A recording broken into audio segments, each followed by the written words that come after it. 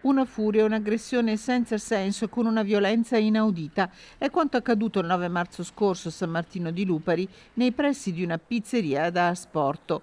La vittima, un carabiniere in pensione a lungo in servizio a Castelfranco Veneto, che a un giovane al di fuori del locale aveva semplicemente chiesto di raccogliere il cartone della pizza che aveva visto buttare a terra, come accade spesso. A quel punto l'aggressore, identificato in un giovane di 19 anni, Walid Haddad, residente a Tombolo e sinora incensurato, ha sferrato un gancio che ha colpito l'arcata sopraccigliare del carabiniere in pensione, scaraventandolo a terra. Non pago, il 19enne ha continuato a infierire con calci ripetuti alla caviglia. Ripresi i sensi, il 60enne ha chiesto aiuto alla moglie. Trasportato in ospedale a Cittadella, è stato operato e attualmente è a casa con la gamba ingessata e immobile. La prognosi per ora è di 60 giorni. La caviglia potrebbe non tornare più quella di prima.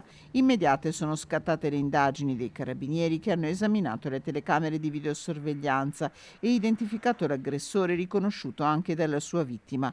A quel punto per lui sono scattati gli arresti domiciliari con l'accusa di lesioni pluriaggravate, con il giudice che nell'ordinanza ha sottolineato l'estrema pericolosità sociale del 19enne.